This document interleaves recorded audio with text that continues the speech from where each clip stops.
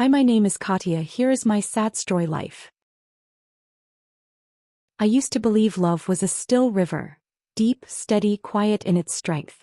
And for a time it was. I married Thomas because he made me feel safe, known. He was never loud with his affection, never dramatic. But in the early days I felt like the center of his world. Every touch, every shared glance, was a promise wrapped in simplicity. We built a life made of soft habits. Sunday mornings with the newspaper, mismatched mugs of coffee, his socks always just under the couch. We never argued loudly. We never broke each other's hearts with words. But somewhere along the way the silence between us stopped feeling like comfort. It felt like distance.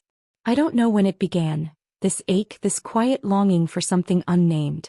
I would lie beside him in bed and feel the weight of his hand on mine, but not the warmth I used to feel. We talked but not deeply. We loved but not urgently. And I began to feel invisible even in his gaze.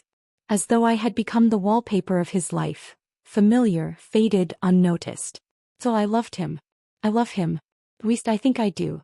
But sometimes I wonder if love can survive being unspoken for too long. It wasn't a dramatic unraveling, it was quiet. Like thread loosening at the hem of a dress. You don't notice it at first. You wear it anyway. But then one day the stitch gives way and you're exposed. That's how it felt between Thomas and me. We still shared space, shared meals, shared the rhythm of ordinary life. But the space between our words grew longer. Sometimes I'd say something, a small hope or a fleeting fear, and he'd nod, kindly, distractedly. I could see the effort behind his smile, like he was trying to remember how to be tender. There was no cruelty in him.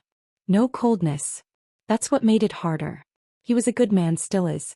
But something in us had settled like dust on a forgotten shelf. Familiar, safe, and stifling. I tried to rouse the closeness.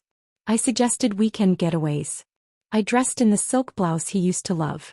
I leaned into him on the couch. And he tried too in his quiet way. A hand on my back. A chuckle at something I said. But it all felt rehearsed, like we were actors revisiting a scene we no longer believed in. I didn't want to leave. I didn't want to betray. I just wanted to feel seen again. To be looked at with new eyes, not out of habit but hunger. And when someone did, that's when everything began to tilt. It began as most things do, not with a decision but with a moment. He was a colleague I barely noticed before. Michael. We'd crossed paths in meetings, exchanged polite nods in hallways.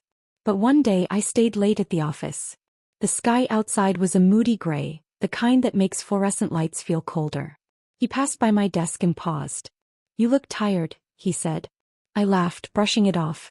But he didn't move on. He stayed. That evening we talked. Not about spreadsheets or deadlines but about music, books, childhood dreams. I was startled by how easily I laughed. How intently he listened. It wasn't flirtation at first, not in the way people assume. It was attention. Sharp and warm. Like sunlight on skin after long winter. One evening turned into several. Coffee in the break room became lingering walks to the parking lot. His presence began to feel like oxygen. Quiet, necessary. He noticed things. My necklace. My silences. The way I twirled my ring when I was thinking. And I noticed him too. The way he looked at me like I was still becoming, not already defined. Like he saw something in me that had faded in my own mirror. The first time we crossed that unspoken line, it wasn't loud or wild. It was soft. Unfolding. Like a door I hadn't meant to open, swinging gently on its own. I told myself it would be only once. That I could carry it like a secret bruise. But the ache became addictive. I was walking two lives. One with him, one with Thomas. Both real. Both incomplete. And I didn't know who I was in either. I thought the guilt would arrive like thunder. That it would crash through me loud and unmistakable. But it came instead like a shadow. Quiet, constant, and always just behind me. The first morning after, I watched Thomas pour his coffee, unaware that I was no longer whole. He smiled at me, tired and sweet, and something inside me fractured. I wanted to reach across the counter to tell him everything, to let it fall out of me like a confession. But I couldn't. Because the truth wasn't simple. I hadn't stopped loving him. But I had also loved the way Michael saw me. The way he made me feel like something more than a fixture in my own life. I lived in duality. Days spent as Thomas's wife, cooking, folding laundry, sitting beside him in the warm silence of our living room.